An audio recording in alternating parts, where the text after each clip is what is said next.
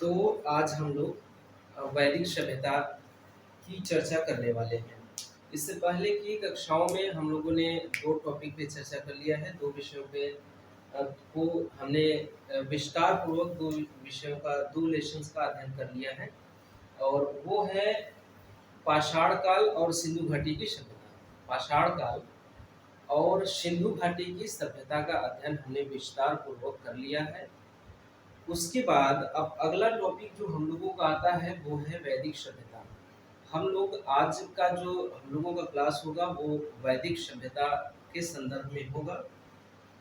तो हम लोग आज से वैदिक सभ्यता का अध्ययन स्टार्ट करेंगे और वैदिक सभ्यता में भी उसी प्रकार क्रमशः अध्ययन करते हुए वैदिक सभ्यता का भी समापन करेंगे।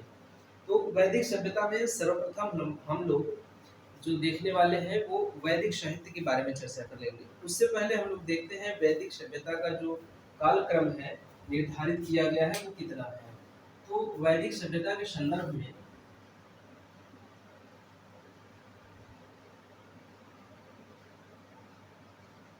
वैदिक काल की अगर हम लोग बात करें तो वैदिक काल का जो समय है, जो टाइम पीरियड है वो 1500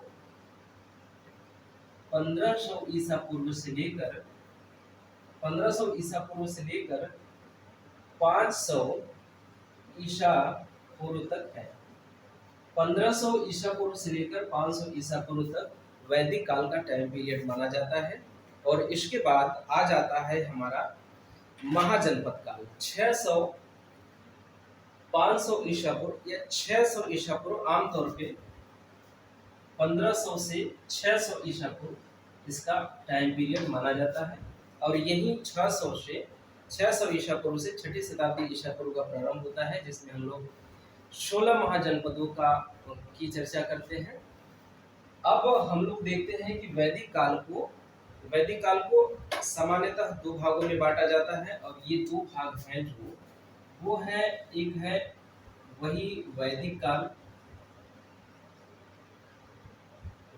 काल और जो दूसरा भाग है वो है उत्तर वैदिक काल। उत्तर वैदिक काल 2 भागों में बांटा जाता है, ये है वैदिक काल और दूसरा जो है वो उत्तर वैदिक काल है। जो वैदिक काल का समय है वो वैदिक काल का समय 1500 ईसा पूर्व से 1500 ईसा पूर्व से लेकर 1000 ईसा पूर्व तक ये वैदिक काल का टाइम पीरियड है। उसके बाद उत्तर वैदिक काल का जो समय है, जो काल निर्धारण है वो 1000 ईसा पूर्व से 600 ईसा पूर्व तक है। अब यहीं से हमारा 600 ईसा पूर्व के बाद हमारा 16 महाजनपदों का उत्कर्ष या द्वितीय नगरी क्रांति प्रारंभ होती है। ये हमने देखा बेसिक सी जानकारी जो है। वैदिक काल का जो टाइम पीरियड है वो 1500 ईसा पूर्व से लेकर 600 ईसा पूर्व तक है और इन 1500 से 600 ईसा पूर्व के बीच के काल को 2 भागों में बांट दिया गया है, जिसे हम वैदिक काल और उत्तर वैदिक काल के नाम से जानते हैं। जो वैदिक काल है उसका टाइम पीरियड जो है 1500 से 1000 ईसा पूर्व है और उत्तर वैदिक काल का जो समय है वो 1000 से 600 ईसा पूर्व तक का है।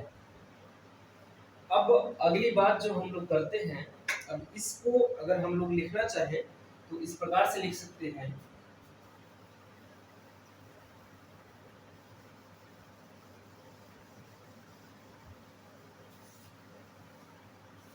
और जो दूसरी बात है वो ये है कि जो वैदिक शब्द है वो वेद से लिया गया है। जो वैदिक शब्द है वो वेद से बना हुआ शब्द है और वेद जो है विद धातु से, वेद का निर्माण हुआ है विद धातु से निर्माण हुआ है, जिसका अर्थ होता है ज्ञान। तो वेद का अर्थ, अंततः वेद का अर्थ ज्ञान होता है। वेद का अर्थ क्या होता है? वेद का अर्थ होता है ज्ञान। तो वैदिक शब्द जो है किस शब्द से बना है? तो वैदिक शब्द बना है वेद से। और वेद किस धातु से बना है? विद धातु से, जिसका अर्थ होता है ज्ञान या नॉलेज। अब अगर इसको हम लोग इस प्रकार से लिखेंगे, और दूसरी बात यह है कि वैदिक काल के अंतर्गत हम लोग जिनकी इतिहास का अध्ययन करते हैं उन्हें हम कहते हैं आर्य। तो वैदिक काल के अंतर्गत हम लोग आर्यों का अध्ययन करते हैं। तो इसको अगर हम लोग इस प्रकार से लिखें, वैदिक काल के बारे में अगर हम लोग पढ़ने जा रहे हैं तो वैदिक काल के बारे में हम लोग इस तरह से लिखेंगे कि वैदिक शब्द, वैदिक शब्द वेद से बना है।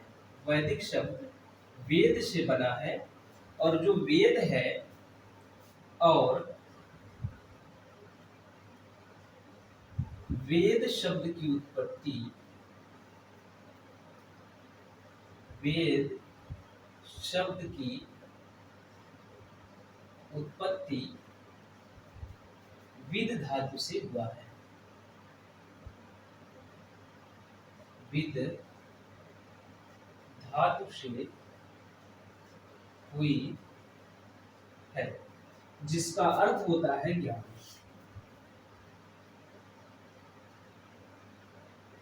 जिसका शाब्दिक अर्थ ज्ञान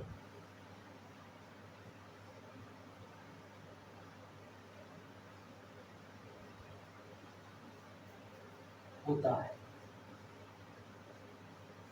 ये हमने देखा कि जो वैदिक शब्द है, वे वह शब्द, वैदिक शब्द वेद से निकल के आता है, और जो वेद है, वेद का निर्माण हुआ है, वेद की उत्पत्ति हुई है विद धातु से, जिसका अर्थ होता है ज्ञान।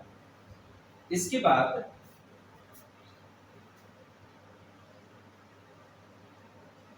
वैदिक काल के अंतर्गत आर्यों के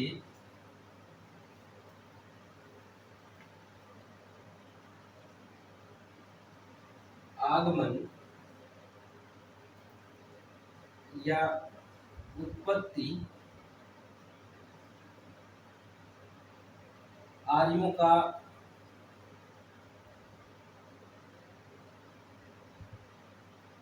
का सामाजिक,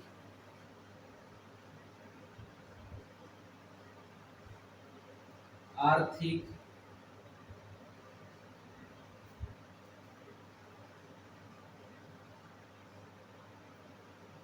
धार्मिक, आर्यों का सामाजिक, आर्थिक, धार्मिक, सांस्कृतिक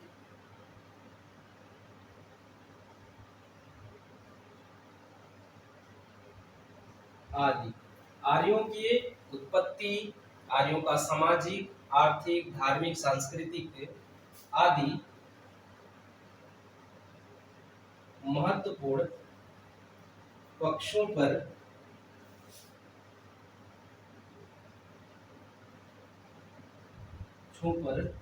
वैदिक काल के अंतर्गत पक्षों पर चर्चा किया जाता है। इसके बाद हमने देखा कि जो वैदिक काल है, वैदिक काल के अंतर्गत हम लोग क्या पढ़ते हैं? वैदिक काल के अंतर्गत हम लोग सामाजिक, धार्मिक और सांस्कृतिक, वैदिक काल ही नहीं अपितु हम किसी भी काल के अंतर्गत किसी भी समाज के धार्मिक, किसी भी समाज का सामाजिक संगठन, धार्मिक, आर्थिक और सांस्कृतिक और ये धार्मिक पक्षों की चर्चा की जाती है। तो जो वैदिक काल है, वैदिक काल के किन लोगों के आर्थिक, धार्मिक, सांस्कृतिक जैसे महत्वपूर्ण पक्षों की हम लोग चर्चा करते हैं, वो हम लोग करते हैं आर्यों के। आर्यों के धार्मिक, सांस्कृतिक, आर्थिक, सामाजिक जैसे महत्वपूर्ण बिंदुओं पर हम लोग चर्चा करते हैं। तो अब यहाँ पे हमें निकल के आता है कि आर्य जो है, ये आर्य जो है, यहाँ पे हम लोग नोट कर लेते हैं, आर्य का अर्थ होता है, आर्य का शाब्दिक अर्थ होता है,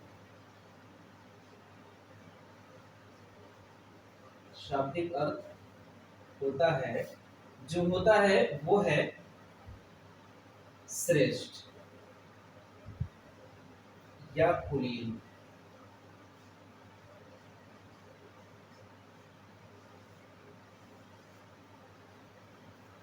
ये हमने देखा, जब हमने देखा तो वैदिक काल के अंतर्गत, वैदिक काल के अंतर्गत हम लोग किन के बारे में, किसके बारे में चर्चा करते हैं, तो वैदिक काल के अंतर्गत हम लोग बात करते हैं आर्यों के बारे में।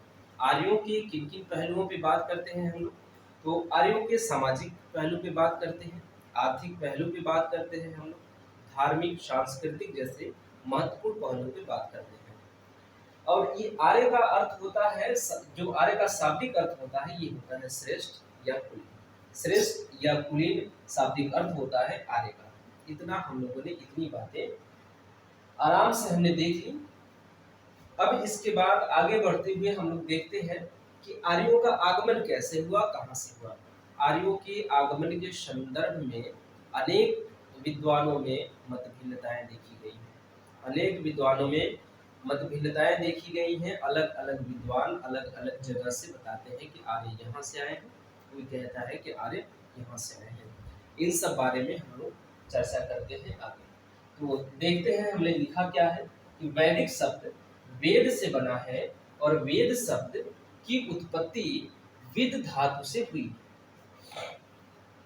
जिसका शाब्दिक अर्थ होता है, जिसका शाब्दिक अर्थ होता है, हमने लिखा नहीं है, आप लिख लीजिएगा, भूल गए यहाँ पे, जिसका शाब्दिक अर्थ होता है, जिसका शाब्दिक अर्थ ज्ञान होता है, जिसका शाब्दिक अर्थ ज्ञान होता है।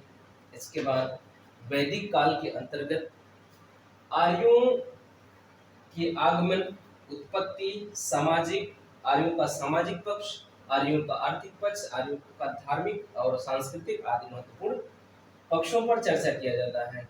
आर्य का जो शाब्दिक अर्थ होता है वो होता है श्रेष्ठ या कुलीन। इतनी बात हम लोगों ने देख ली।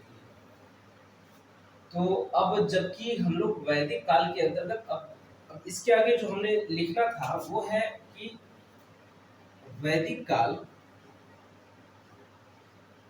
वैदिक काल का काल निर्धारण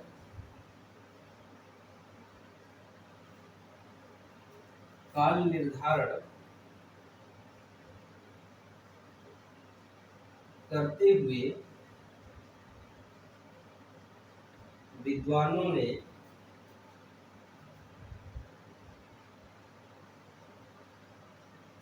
बताया है कि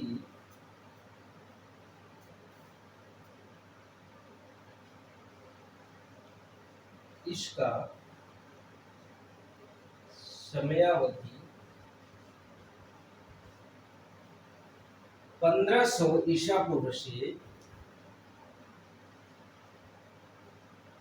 1500 ईसा पूर्व से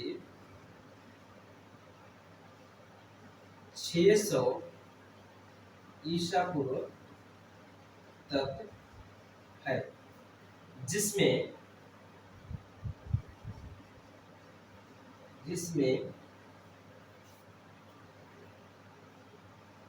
सामाजिक,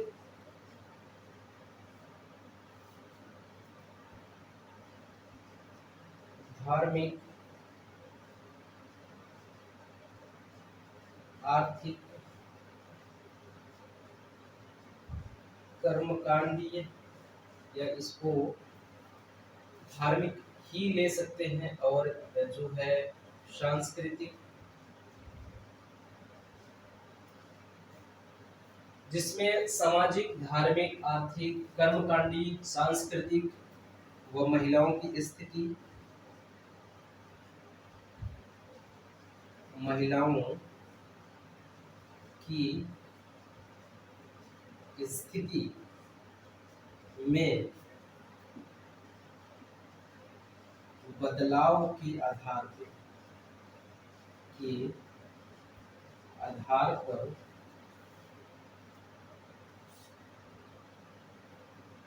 सामाजिक, धार्मिक, आर्थिक, कर्मकांडीय, सांस्कृतिक, यहाँ पे राजनीतिक भी जोड़ लेते हैं,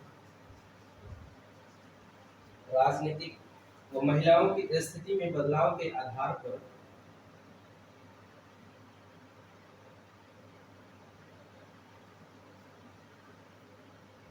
जिसको दो भागों में बांटा जाता है।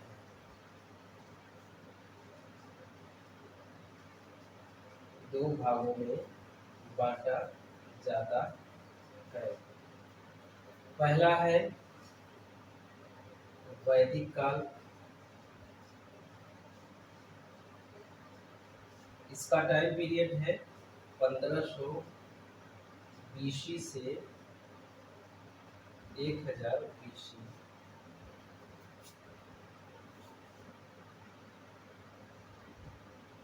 और वैदिक काल, इसका जो टाइम पीरियड है वो है 1000 बीसी से 600 बीसी बांटा जाता है। अब देखिए, अब इतना हम लोगों ने भूमिका या पृष्ठभूमि जो है वो वैदिक काल की तैयार हो गई। इतने शब्दों में हम लोगों ने वैदिक काल की पृष्ठभूमि तैयार कर ली। हमने देखा कि वैदिक शब्द जो है विद धातु से बना है, वेद से बना है, और जो वेद शब्द है वो उसकी उत्पत्ति हुई है विद धातु से, जिसका अर्थ होता है, इसका शाब्दिक अर्थ होता है ज्ञान प्राप्त करना या ज्ञान। वहीं जो हम अगली लाइन देखते हैं कि वैदिक काल के अंतर्गत आर्यों की आगमन अथवा उत्पत्ति के बारे में बात करते हैं। आर्यों का सामाजिक, आर्थिक, धार्मिक, सांस्कृतिक आदि महत्वपूर्ण पक्षों पर चर्चा किया जाता है। इसके बाद आर्य का जो शाब्दिक अर्थ होता है वो श्रेष्ठ होता है या पुल्लिंग होता है। इसके बाद वैदिक काल का जो निर्धारण करते हुए विद्वानों ने बताया है कि इसका समयावधि जो है 1500 ईसा पूर्व से 600 ईसा पूर्व तक है। इसको सामाजिक, धार्मिक, आर्थिक, कर्मकांडीय, सांस्कृतिक, राजनीतिक व महिलाओं की स्थिति में बदलाव के आधार पर दो भागों में बांटा जाता है, वैदिक काल और उत्तर वैदिक काल।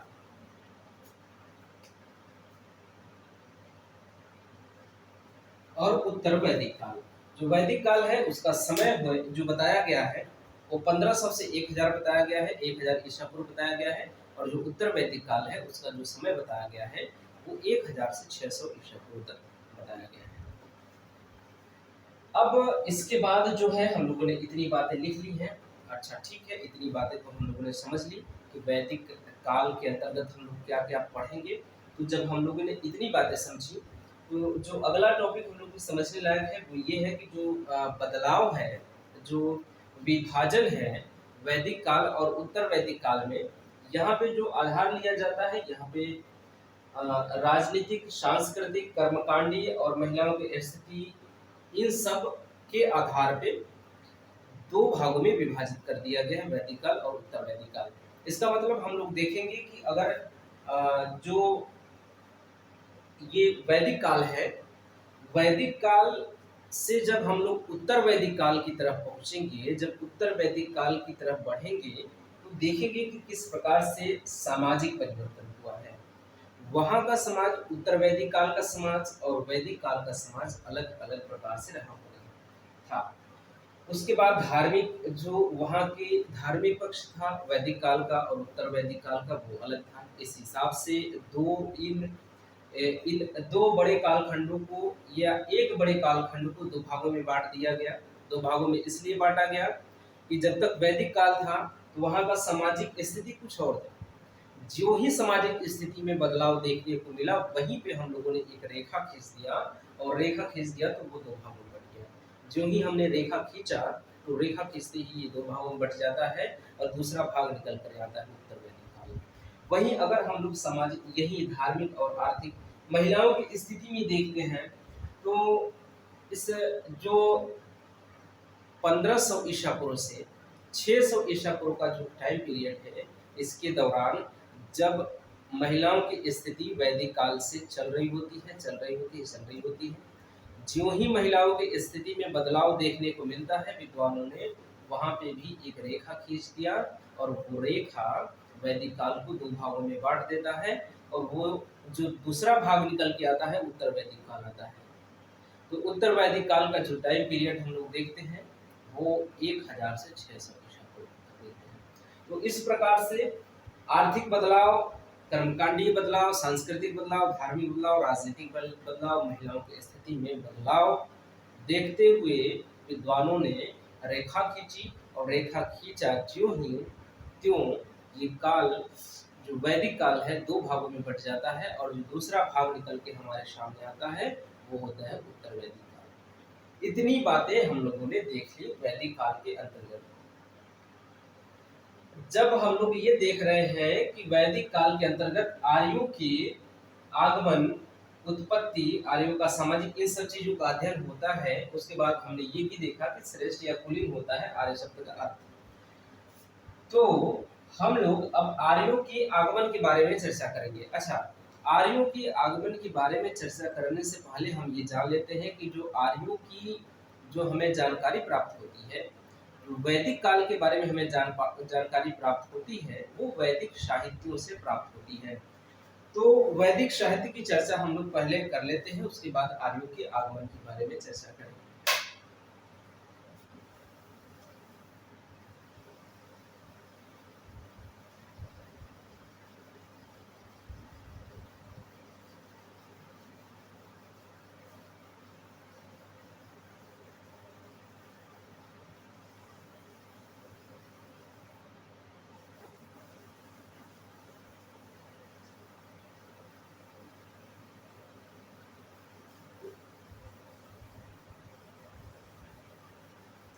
अब हम लोग वैदिक साहित्य के बारे में बात करें। वैदिक साहित्य अर्थात ऐसे वेद, ऐसे साहित्य जो इन 1500 वर्षों के अंतराल में लिखे गए थे।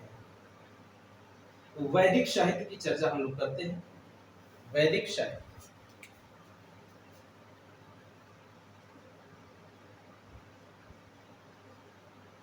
वैदिक साहित्य,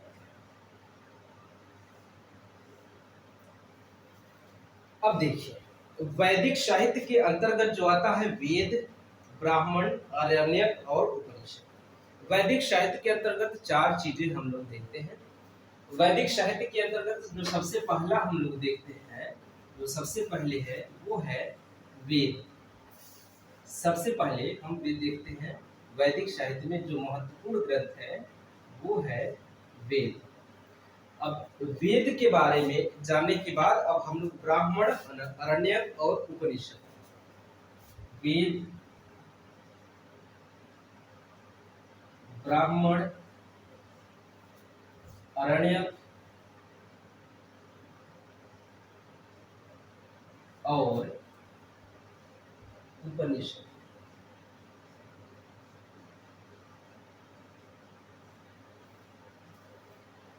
ये चार चीजें हम लोग वैदिक साहित्य के अंतर्गत देखते हैं। तो क्या है चार चीजें? वेद है, ब्राह्मण है, आरण्यक है और उपनिषद है। तो जो वेद है, हम जानते हैं कि वेद जो है वो वेदों की संख्या है चार। चार वेद वो कौन है? जो पहला है ऋग्वेद है,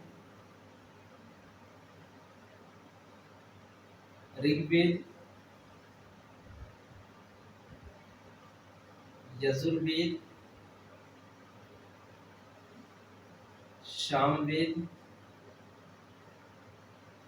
और अथर्ववेद। ये चार वेद आते हैं वेद के अंतर्गत। ये चार वेद आते हैं, ऋग्वेद, यजुर्वेद, सामवेद और अथर्ववेद। इसमें से जो तीन वेद हैं, ऋग्वेद, यजुर्वेद और सामवेद, इन तीन वेदों को संयुक्त रूप से वेद त्रयी भी कहा जाता है। वेद त्रयी। तो वेद त्रयी में कौन कौन से वेद शामिल होते हैं? तो ऋग्वेद, यजुर्वेद और सामवेद। ऋग्वेद, यजुर्वेद और सामवेद जो है वो वेद त्रयी के अंतर्गत शामिल किए जाते हैं। तो ये है, वेदों की संख्या 4 है। इन 4 वेदों में है ऋग्वेद, यजुर्वेद, सामवेद, अथर्ववेद। उसके बाद जो वेद के बारे में जो अगली बात है, वेद के बारे में जो अगली बात हम लोग करते हैं, तो इसको वेद को श्रुति साहित्य भी कहा जाता है। वेदों को श्रुति साहित्य कहा जाता है। वेदों को श्रुति साहित्य भी कहा जाता है। और ऐसा क्यों कहा जाता है? क्योंकि श्रुति का अर्थ होता है सुनना। श्रुति साहित्य भी कहा जाता है। श्रुति का जो शाब्दिक अर्थ है वो है सुनना।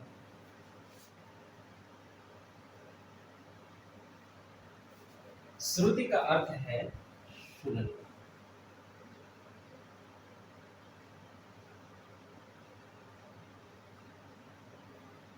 और जो दूसरी बात वेद के बारे में निकल के आती है, इसे अपौरुषेय भी कहते हैं। अपौरुषेय।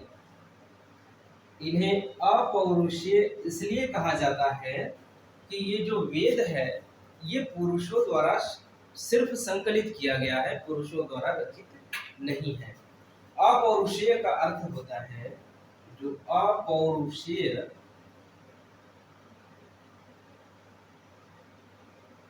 जिस अपौरुषेय की बात हो रही है यहाँ पे, अपौरुषेय का अर्थ होगा कि मनुष्य द्वारा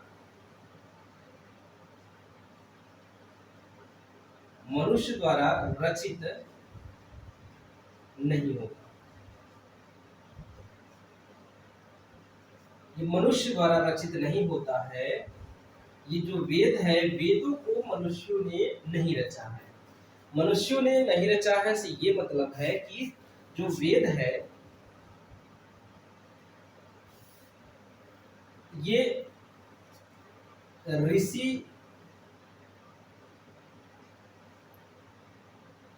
महर्षि द्वारा, ऋषियों मुनियों द्वारा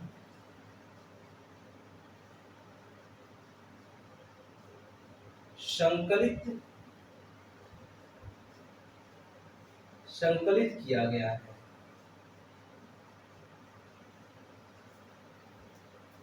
अब इसका क्या मतलब है? इसका मतलब ये है कि जो अपौरुषेय कहा जा रहा है वेदों को अपौरुषेय कहा जा रहा है इसलिए कि मनुष्य द्वारा रचित नहीं है।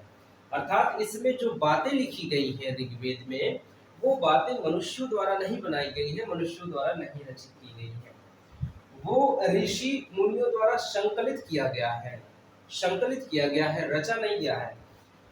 ये ऋषि मुनि ध्यान की मुद्रा में बैठते थे। ऋषि मुनि जब ध्यान करते थे, इस ध्यान के दौरान इनके ध्यान में ईश्वर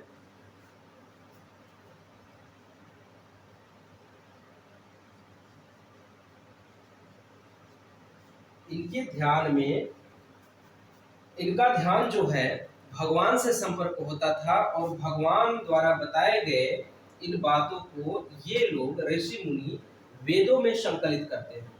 जो इसका जो मंत्र है, जो मूल मंत्र है, जो प्रक्रिया है, जो इसमें रचित किया गया है वेदों में, वो लिखा गया है इनके द्वारा, ऋषि मुनि द्वारा संकलित किया गया है। सुन के इनके ज्ञान को ध्यान के माध्यम से ऋषि मुनियों ने सुना और सुन के संकलित किया, इसलिए इसे श्रुति साहित्य भी कहा जाता है। और वहीं अपौरुषेय भी कहा जाता है, इसलिए क्योंकि इसके जो संकलन करता है वो तो है इंसान, ऋषि मुनि, लेकिन इसका जो रचयिता है, जो इसको बनाया है, जिसको गढ़ा है, गढ़ने वाला व्यक्ति जो है, व्यक्ति नहीं है, वो ईश्वर है, भगवान है, कोई दैवीय शक्ति है, दैवीय शक्ति द्वारा ध्यान के माध्यम से ऋषि मुनियों के पास इसकी सूचना आती थी और ये ऋषि मुनि इसका संकलन करते थे। तो चूंकि इसका संकलन पुरुषों द्वारा, इसका जो रचना है पुरुषों द्वारा नहीं किया गया है, इसलिए इसको अपौरुषेय भी कहा जाता है। तो एक बात ये निकल के आती है कि जो वेद है इसको अपौरुषेय भी कहा जाता है। वेदों में हम लोगों ने देखा कि 4 वेद होते हैं, ऋग्वेद, यजुर्वेद, सामवेद और अथर्ववेद। जो ऋग्वेद है, ऋग्वेद सबसे प्राचीन वेद है और इससे देवताओं की स्तुति या प्रार्थना की जानकारी मिलती है ऋग्वेद से। अब इसके बाद हम लोग एक एक बात पे चर्चा कर लेते हैं वैदिक साहित्य के अंतर्गत।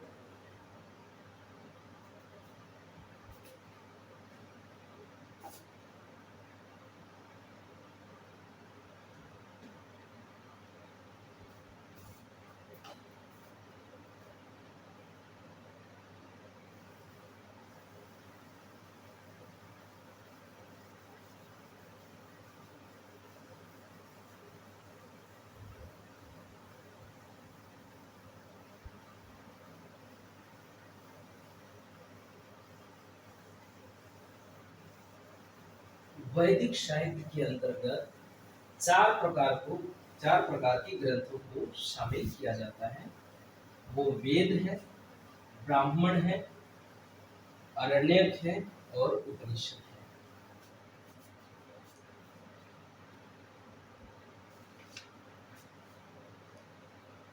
वैदिक साहित्य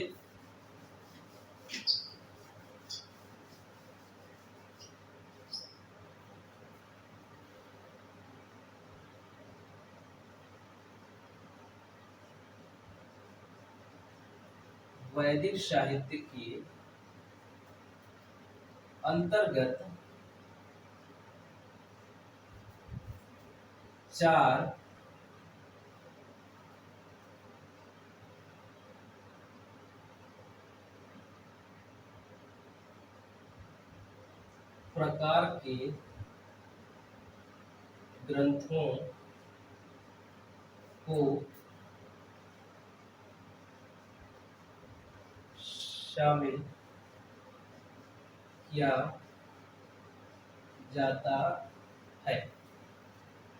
को शामिल किया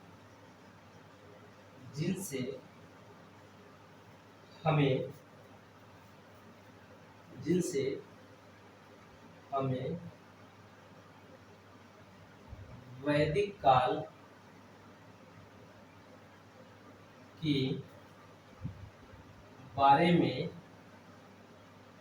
हमें वैदिक काल के बारे में जानकारी प्राप्त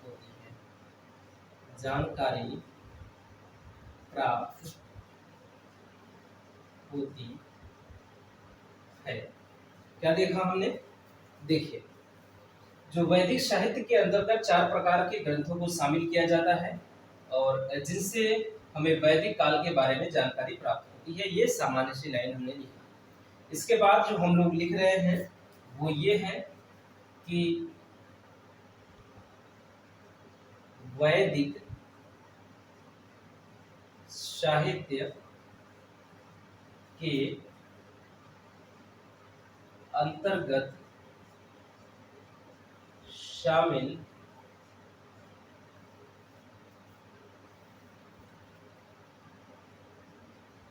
4 प्रकार के ग्रंथ निम्नलिखित हैं।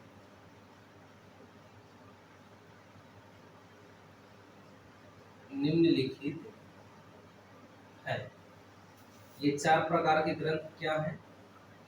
वेद, ब्राह्मण,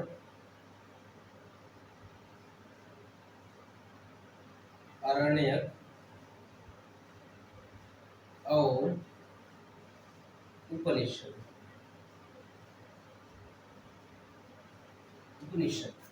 ये है 4 प्रकार के ग्रंथ। अब एक एक के बारे में हम लोग चर्चा करेंगे। हमने लिखा कि वैदिक साहित्य के अंतर्गत 4 प्रकार के ग्रंथों को शामिल किया जाता है, जिनसे हमें वैदिक काल के बारे में जानकारी प्राप्त होती है। वैदिक साहित्य के अंतर्गत शामिल 4 प्रकार के ग्रंथ निम्नलिखित हैं और ये है कि वेद है, ब्राह्मण है, आरण्यक है, उपनिषद है। अब इन सब चारों प्रकार के ग्रंथों की चर्चा हम लोग विस्तार से, हाँ, हालांकि उतने अधिक विस्तार से नहीं करेंगे। जो परीक्षा के दृष्टिकोण से, चूंकि वेद का अध्ययन, चारों वेदों का अध्ययन हम लोग यहाँ पे नहीं करेंगे। ब्राह्मण, अरण्यक, उपनिषद जैसे महाग्रंथों का अध्ययन हम लोग यहाँ नहीं करेंगे। बस इतिहास के दृष्टिकोण से जो जो महत्वपूर्ण बातें होंगी उसकी चर्चा हम लोग यहाँ पे करने वाले हैं। तो पहले हम लोग वेद लेते हैं कि वेदों के बारे में चर्चा करते हैं।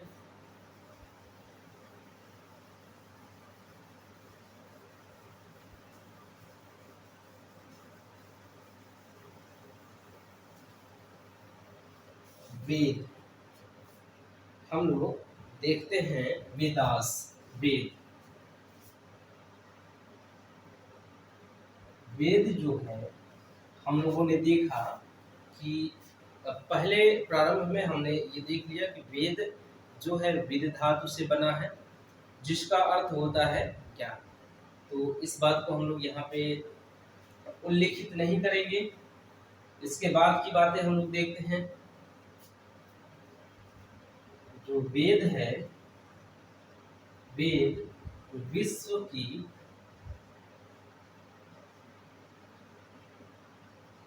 प्राचीनतम साहित्य है।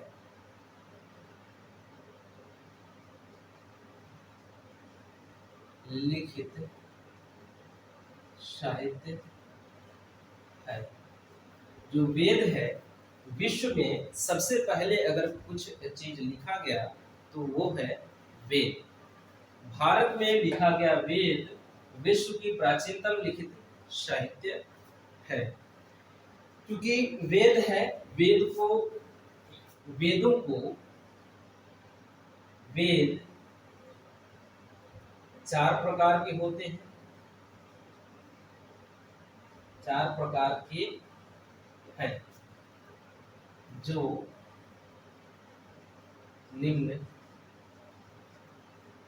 लिखित, जो निम्नलिखित है। और ये चार वेद हैं, ऋग्वेद, ऋग्वेद, यजुर्वेद,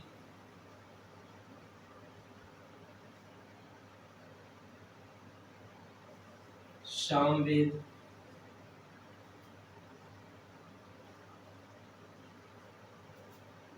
और अथर्ववेद। ये है वेद के बारे में। अब वेद के बारे में अगला जो बात हम लोग देखते हैं कि इनको, जिनमें से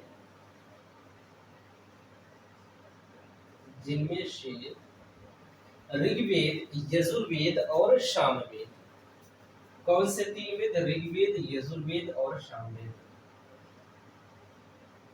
ऋग्वेद, यजुर्वेद व सामवेद के सम्मिलित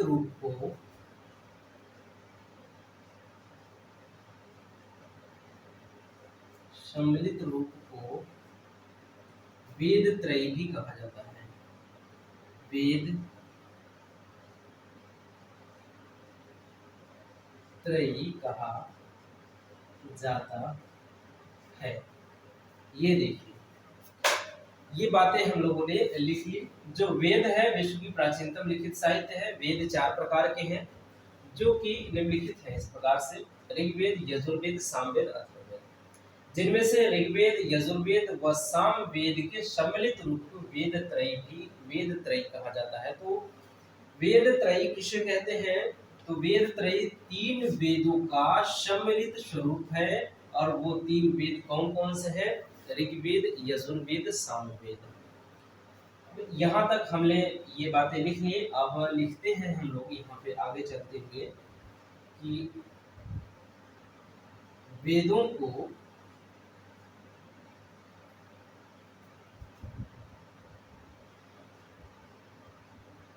अपौरुषेय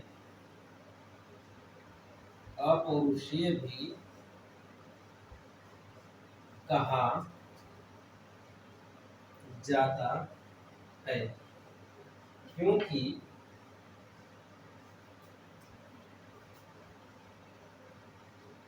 इनके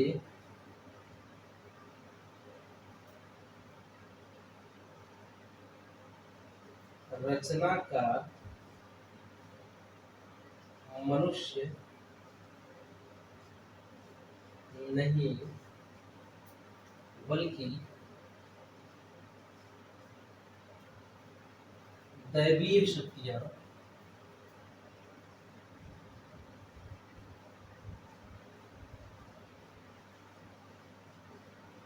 शक्तियां हैं। जो इनके रचनाकार है वेदों के, वो दैवीय शक्तियां हैं। यद्यपि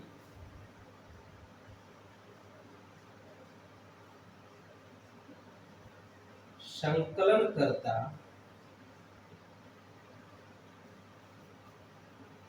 मनुष्य है।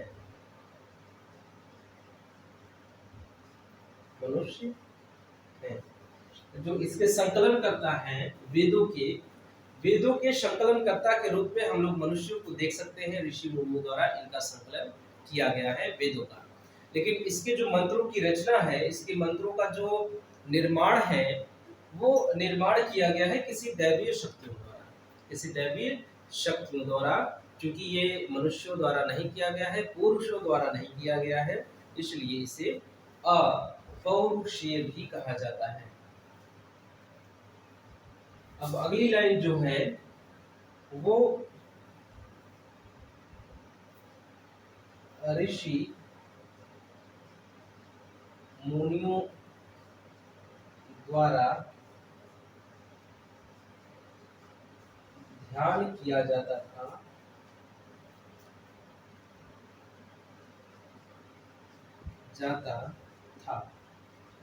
और उनके ध्यान का संपर्क दैवीय शक्तियों से होता था और उन दैवीय शक्तियों द्वारा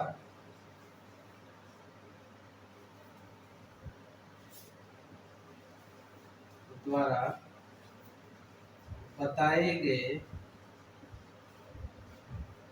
बातों को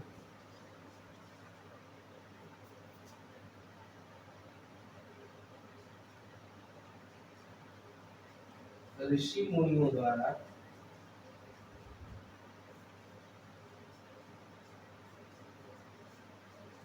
सुनकर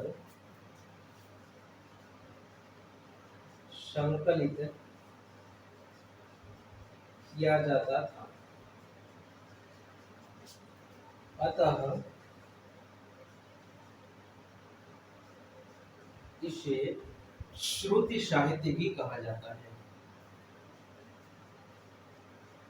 श्रुति साहित्य भी कहा जाता है।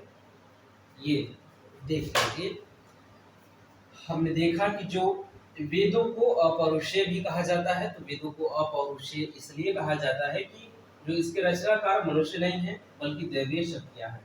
यद्यपि संकलन करता मनुष्य है, मनुष्यों ने इसका संकलन तो किया है, लेकिन इसकी जो रचना है, इसका जो मंत्र है, जो मूल मंत्र है, वो मूल मंत्र दैवीय शक्तियों द्वारा बताया गया है, मनुष्यों द्वारा निर्मित नहीं है। ऋषि मुनियों द्वारा ध्यान किया जाता था और उनके ध्यान का संपर्क दैवीय शक्तियों से होता था और उन दैवीय शक्तियों द्वारा बताए गए बातों को या मंत्रों को ऋषि मुनियों द्वारा सुनकर संकलित किया जाता था। अतः इसे श्रुति साहित्य भी कहा जाता है, क्योंकि ऋषि मुनियों द्वारा ये सुना गया है, जो सुनकर संकलित किया गया है। ये सारी चीजें, इसमें सारे जो मंत्र हैं, ये मंत्रों को सुनकर संकलित किया गया है, इसलिए इसे श्रुति साहित्य भी कहा जाता है। इतनी बातें हम लोग वेदों के बारे में देख लिया। क्योंकि वेद 4 होते हैं। अब हम लोग एक एक वेद के बारे में हल्का हल्का चर्चा कर लेते हैं। हमने वेदों की संख्या 4 देखी है, तो 4 वेदों में हम लोग प्रत्येक वेद के बारे में हल्का हल्का सा चर्चा कर लेते हैं।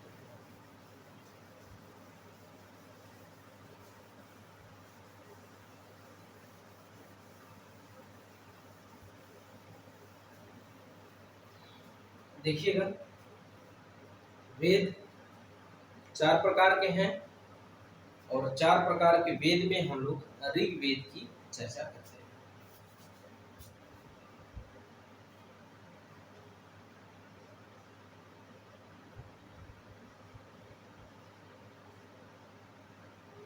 ऋग्वेद,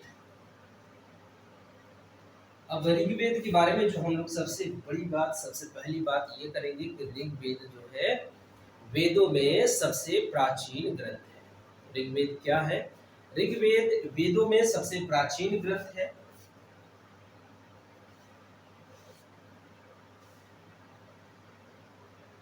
और इसमें देवताओं की स्तुति या प्रार्थना की जानकारी हमें प्राप्त होती है। देवताओं की स्तुति और प्रार्थना के बारे में जानकारी हमें प्राप्त होती है।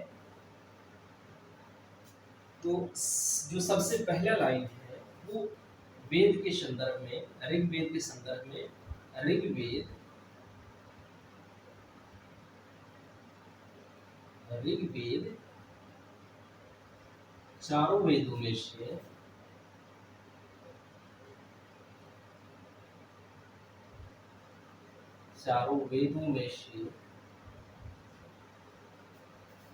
सबसे प्राचीनतम वेद है। ऋग्वेद चारों वेदों में से सबसे प्राचीनतम वेद है, जिसमें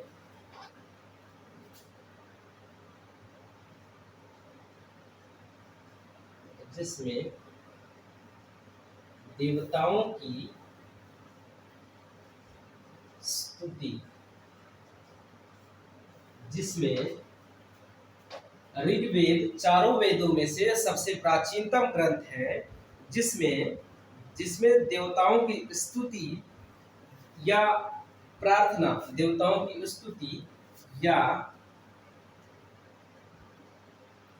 प्रार्थना संबंधित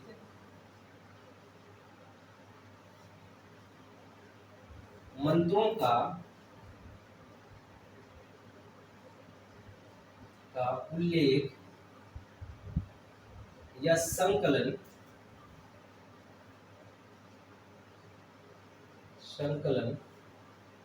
किया गया है।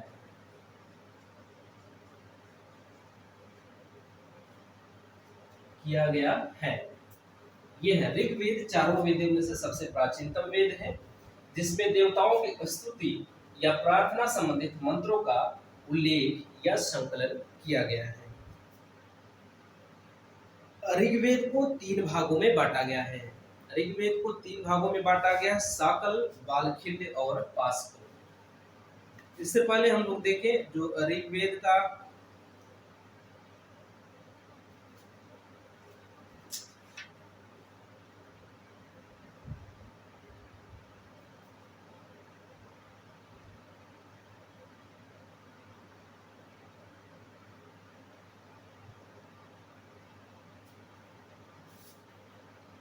वेदों के बारे में, जब हम लोग वेद पढ़ रहे थे तो वेदों के बारे में हम लोगों से एक चीज मिस हो गया कि वेद के जो संकलन करता है, वो जो वेद के संकलन करता है ऋषि कृष्ण द्वैपायन को माना जाता है।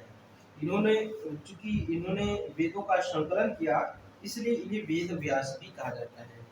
तो आप नोट कर लीजिएगा कि जो वेद है, हम लोगों ने नहीं देखा यहाँ पे, वेदों के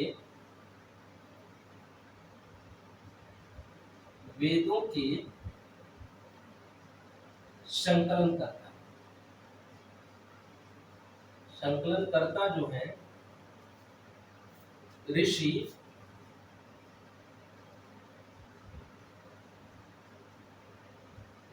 कृष्ण द्वैपायन है, क्योंकि इन्होंने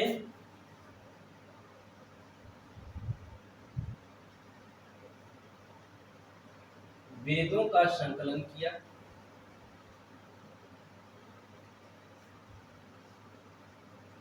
अतः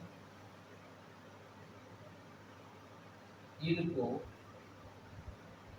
वेद व्यास भी कहा जाता है। एक अतिरिक्त जो बिंदु है वेदों में, जो हम लोगों ने अभी लिख लिया है, उसमें एक अतिरिक्त बिंदु और उसमें ऐड कर लेते हैं, जोड़ लेते हैं। जो वेदों के संकलन करता है वो महर्षि या ऋषि कृष्ण द्वैपायन है। इनको, चूंकि इन्होंने ही वेदों का संकलन किया है, तो इन्हें वेद व्यास भी कहा जाता है। तो इतना हो जाता है वेदों के बारे में। उसके बाद हम लोग जो ये ऋग्वेद के बारे में चर्चा कर रहे हैं, संबंधित मंत्रों का उल्लेख मिलता है किससे, जिससे जो जिसमें देवी देवता है, देवताओं की स्तुति में देवताओं को खुश करने के लिए या देवताओं का जो प्रार्थना किया जाता है, तो उससे संबंधित मंत्रों का उल्लेख मिलता है ऋग्वेद में। तो ऋग्वेद में 10 मंडल हैं। जो ऋग्वेद में मंडल की संख्या 10 है। जो ऋग्वेद है, ऋग्वेद में 10 मंडल हैं। ऋग्वेद में 10 मंडल हैं। 10 मंडल के अलावा 8 अष्टक और 1028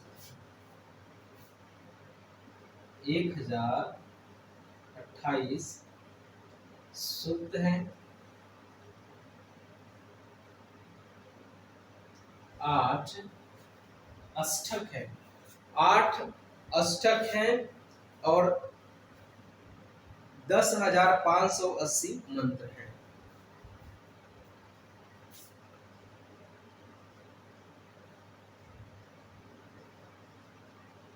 और 10,580 मंत्र हैं। ये जो अगली लाइन है ऋग्वेद के बारे में। ऋग्वेद 4 वेदों में से सबसे प्राचीनतम वेद है, जिसमें देवताओं की स्तुति या प्रार्थना संबंधित मंत्रों का उल्लेख या संकलन किया गया है।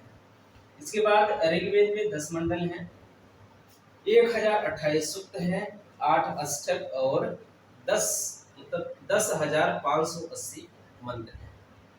ये जो ऋग्वेद है, ऋग्वेद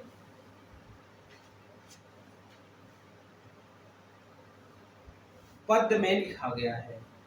ऋग्वेद जो है वो पद में लिखा गया है। ऋग्वेद जो अगली लाइन है, ऋग्वेद पद में लिखा गया है। ऋग्वेद पद में लिखा गया है और सामान्यतः सभी वेद यजुर्वेद को छोड़कर सामान्यतः सभी वेद पद में लिखे गए हैं। तो आमतौर पर सभी वेद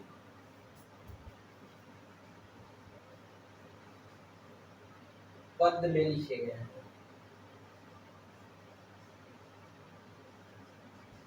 पद में लिखे गए हैं। आमतौर पे सभी वेद पद में लिखे गए हैं, लेकिन जो यजुर्वेद है, यजुर्वेद गद्य और पद में दोनों में मिलता है, लेकिन यजुर्वेद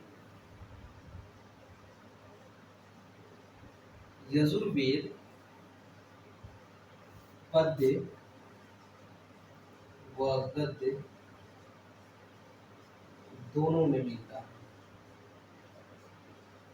दोनों में लिखा गया है।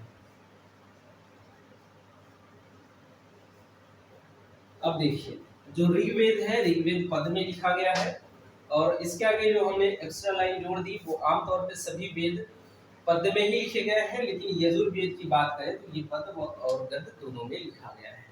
ये है ऋग्वेद के बारे में कुछ जानकारी। उसके बाद ऋग्वेद के बारे में जो जानकारी निकल के आती है वो ये है कि ऋग्वेद 3 भागों में बांटा गया है, शाकल, बालखिल्य और वाष्कल। ऋग्वेद को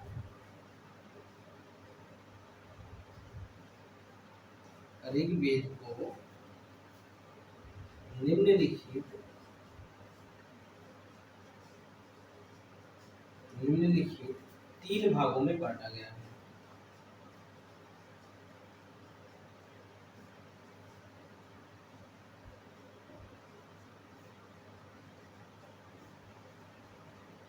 तीन भागों में बांटा गया है।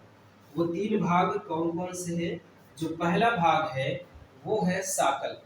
पहला भाग साकल है, शाकल। दूसरा है बालखिल्य।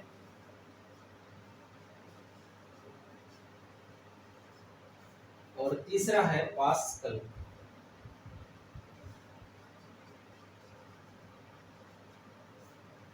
अब इसके बारे में अगर हम लोग बात करें तो जो शाकल है, शाकल में 1017 सूक्त है। शाकल में 1017 सूक्त है। इसमें 1017 सूक्त है। जबकि बालखिल्य में 17 सूक्त है। बालखिल्य में 17 सूक्त, 11 सूक्त और 56 सूक्त है। 56 सूक्त थे पास्कल में। इसमें कितने सूक्त हैं? इसमें 11 सूक्त हैं।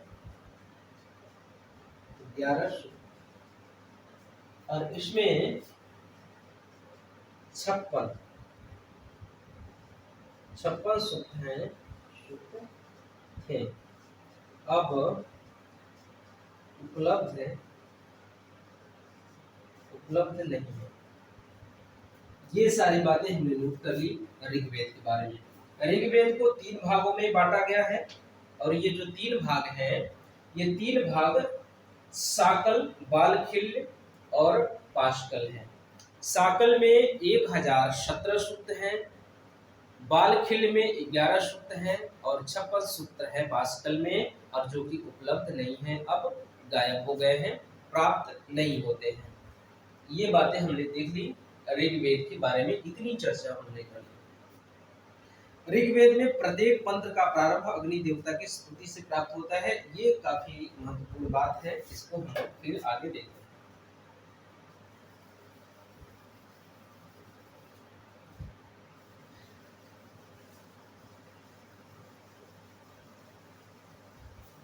जो अगला बिंदु है ऋग्वेद के संदर्भ में वो ये है कि ऋग्वेद का प्रत्येक मंत्र का प्रारंभ जो होता है अग्नि देवता की स्तुति से प्रारंभ होता है।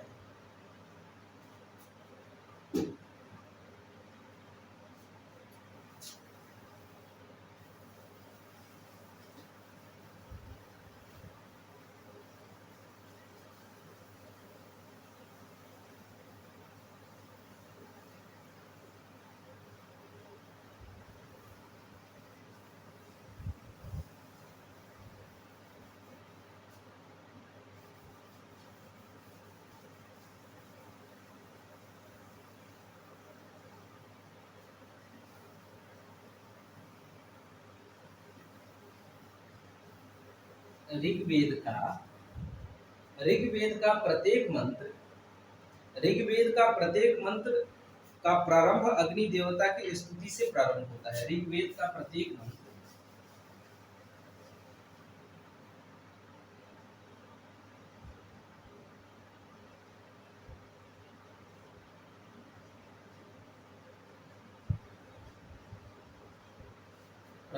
मंत्र अग्नि देवता की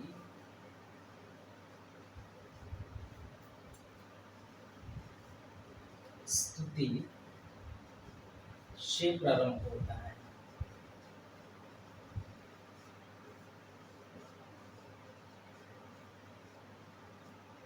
जो ऋग्वेद है, ऋग्वेद का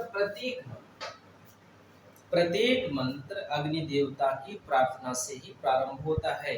बिना अग्नि देवता की स्तुति के ऋग्वेद का कोई भी मंत्र प्रारंभ नहीं किया जाएगा। और जो ऋग्वेद है, ऋग्वेद में 10 मंडल हैं।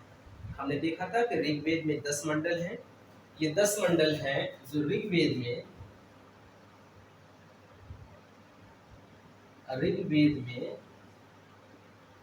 निम्नलिखित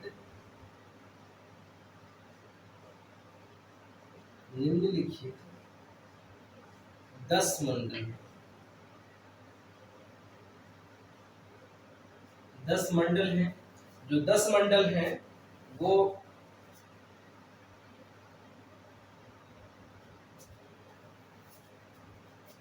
ये पहला मंडल, 10 मंडल हैं जिनमें से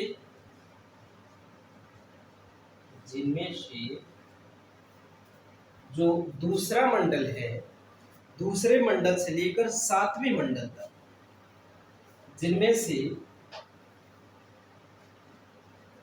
दूसरे मंडल से 7वें मंडल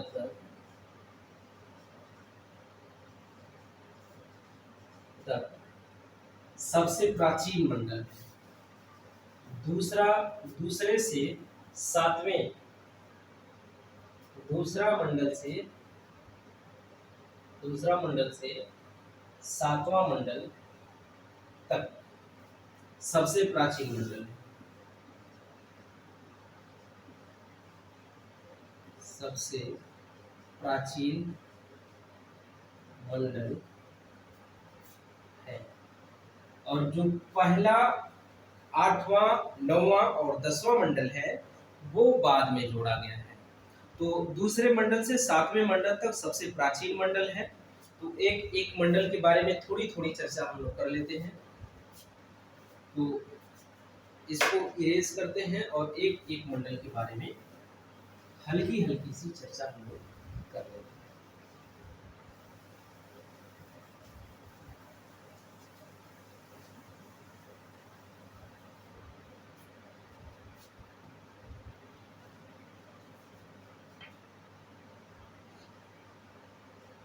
पहला मंडल,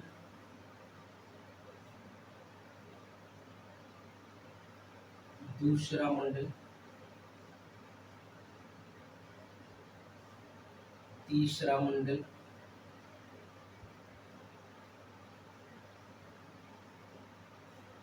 चौथा मंडल,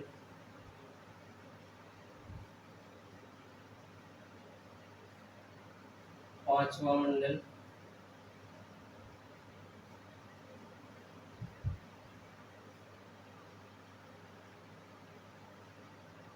छठवां मंडल, सातवां मंडल,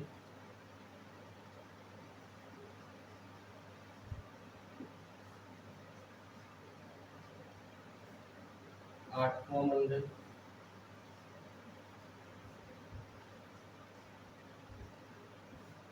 नौवां मंडल,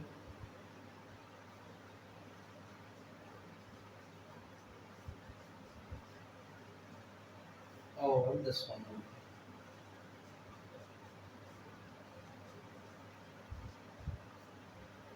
जो दूसरे मंडल से 7वें मंडल तक है ये प्राचीनतम मंडल है। प्राचीनतम मंडल 2 3 4 5 6 7 ये मंडल यहाँ तक ये प्राचीनतम मंडल है। उसके बाद अब जो ये पहला मंडल है 8वां 9वां और 10वां, ये मंडल ऋग्वेद के मंडलों में बाद में जोड़ा गया मंडल है।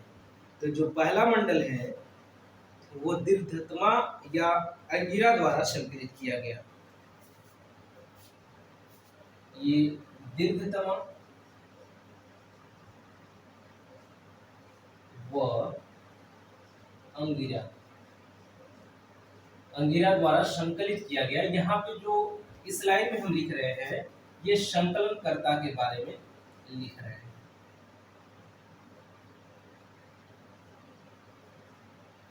दीर्घतमा और अंगिरा द्वारा यह मंडल संकलित किया गया। और जो दूसरा मंडल है वो गृत्समद द्वारा संकलित किया गया। गृत्समद,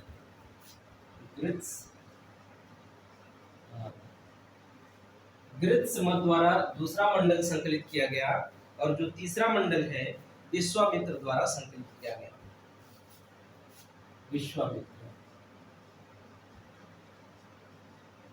विश्वामित्र द्वारा संकलित किया गया। और इसकी जो अलग विशेषता है, विश्वामित्र द्वारा यहाँ पे गायत्री मंत्र का संकलन, जो गायत्री मंत्र है ये तीसरे मंडल में गायत्री मंत्र का उल्लेख है। गायत्री मंत्र। तो आज की बात अगर आपसे ये पूछा जाए कि गायत्री मंत्र का उल्लेख ऋग्वेद के किस मंडल में है, तो गायत्री मंत्र का उल्लेख ऋग्वेद के तीसरे मंडल में देखने को मिलता है। तो पहला मंडल दीर्घतमा व अंगिरा द्वारा संकलित किया गया, दूसरा मंडल गृत्समद द्वारा संकलित किया गया और तीसरा मंडल विश्वामित्र द्वारा। जो विश्वामित्र द्वारा संकलित किया गया तीसरा मंडल है उसमें ही गायत्री मंत्र का उल्लेख देखने को प्राप्त होता है। चौथा मंडल है वो वामदेव द्वारा संकलित किया गया। वामदेव, इसकी जो अलग विशेषता है कृषि की जानकारी, इसमें कृषि संबंधित जो मंत्र है इसमें लिखे गए हैं। कृषि संबंधित मंत्रों का उच्चारण इसमें किया गया है ऋग्वेद के चौथे मंडल में। और यहीं पे पृथुवैन, यहीं पे एक व्यक्ति की जानकारी मिलती है, उसका नाम है पृथुवैन।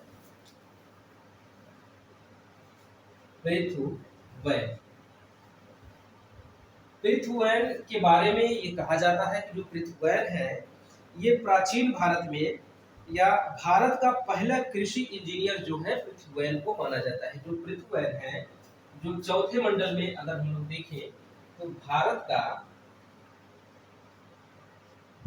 पहला कृषि इंजीनियर,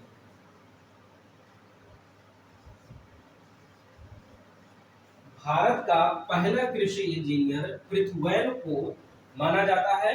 और पृथुवैन की चर्चा हम लोगों को चौथे मंडल में देखने को मिलती है और चौथे मंडल के जो संकलन करता है वो वामदेव है। कृषि संबंधित मंत्र इसमें देखने को मिलता है। और पांचवें मंडल की बात करें तो पांचवें मंडल अत्रि द्वारा संकलित किया गया है। अत्रि,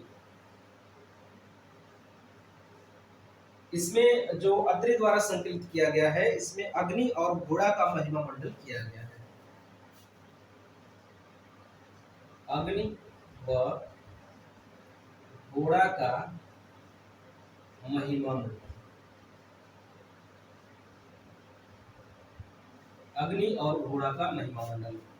छठवां मंडल है, छठवें मंडल की जो संकलन करता है भारद्वाज है। भारद्वाज और वशिष्ठ जो है वो सातवें मंडल के संकलन करता है। सातवें मंडल में दासराग युद्ध का वर्णन है। सातवें मंडल में ही दासराग युद्ध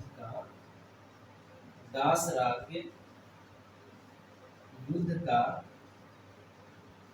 वर्णन। तो दासराग युद्ध का वर्णन किस मंडल में है, तो दासराग युद्ध का जो वर्णन है वो सातवें मंडल में देखने को मिलता है। आठवें मंडल, नौवां मंडल और 10वां मंडल, ये तीन मंडल है प्राचीन, बाद में लिखा गया मंडल है। और ये जो दूसरे से सातवें मंडल तक है ये प्राचीनतम मंडल है। तो जो आठवां मंडल, जो नौवां मंडल है, नौवें मंडल में सोम देवता को समर्पित, ये जो नौवां मंडल है इस सोम देवता को समर्पित है। सोम देवता को समर्पित ये मंडल है। ये जो मंडल है नौवां, वो ये सोम देवता को समर्पित है। और 10वां मंडल जो है काफी बेहद महत्वपूर्ण है। इसमें 10वें मंडल में पुरुष सूक्त और नदी सूक्त और विवाह सूक्त का